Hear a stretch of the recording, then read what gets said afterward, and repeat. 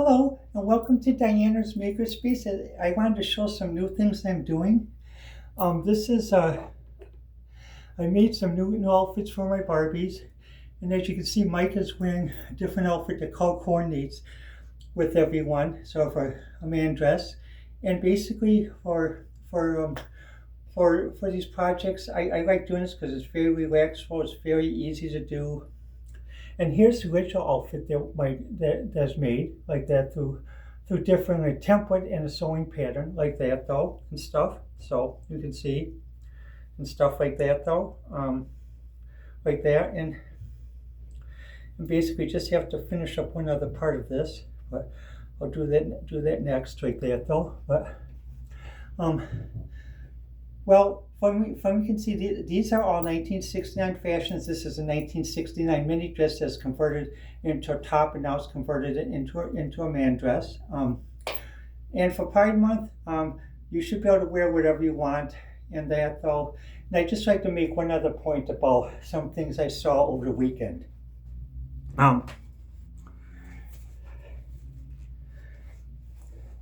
Over the weekend, I heard about some people complaining about different aspects of people celebrating Pride Month and LGBT. Well, they sort of quoted the Bible. Well, just to give an example, whenever I run into street preachers who quote me the Bible and they claim that they're ordained and they don't have a 4-year college degree from the Divinity School, this is my defense. The new Unger's Bible Handbook.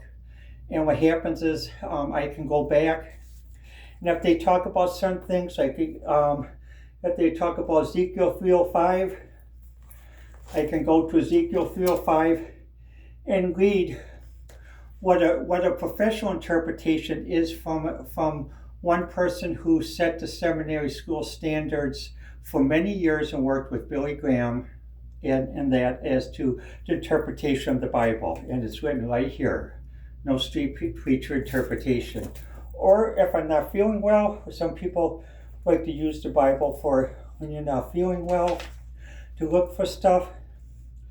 Well, basically, this section has a back section where you can look at different verses to give you inspiration if you get inspiration from religious text.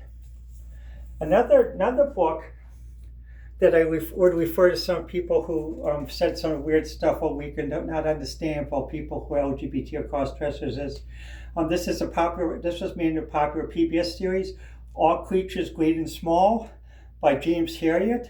Also, he's famous for writing the Book of Cats, but his most famous work is to play Cats, which my parents loved and I loved.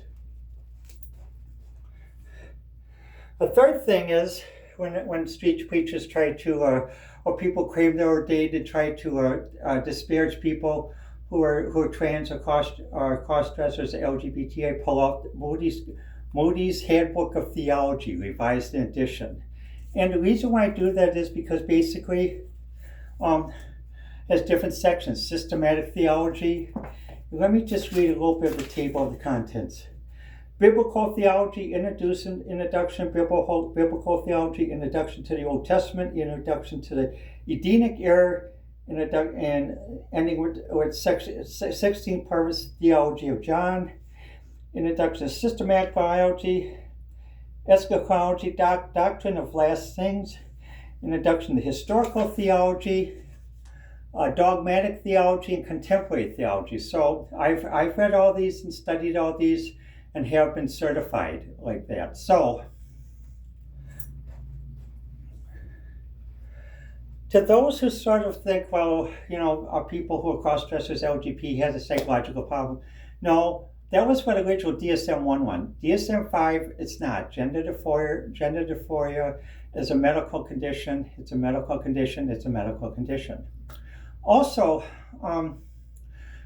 the thing is, some trans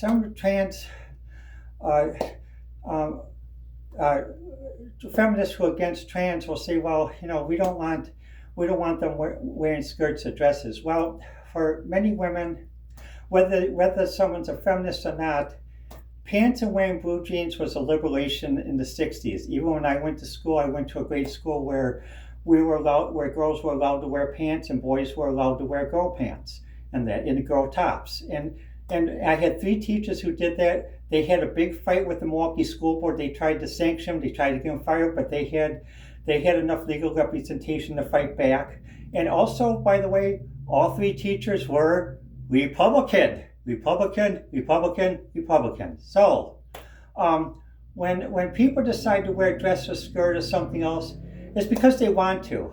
And basically, it's not a mental illness, not anything else.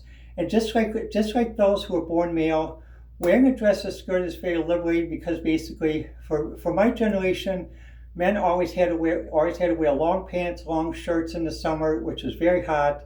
And also, if you were caught wearing a skirt or dress, even at home, you could get fired, or if you're in the military, you could get Section 8 or dishonorably discharged. So there are many cases in world militaries, including the Greek military, where dress is part of the military uniform for both men and women. It's worn proudly. Also with the Scottish and others. So to those who don't understand or basically have not studied up on this, LGBT, trans, cross-dressing is not, it's been around since civilization for over 5,000 years. Maybe they're just becoming aware of it, but the thing is, like the Romans say, when in Rome, do as the Romans do, live and let live, and mind your own business. Mind your own business. If someone's not physically accosting you or physically trying to recruit you or something, mind your own business. Well, let me know what you think. The best way to reach me is on Facebook, X, Twitter, and Pinterest. And this has been Diana's Makerspace and Diana's Barbie Space for June 19th, 2025.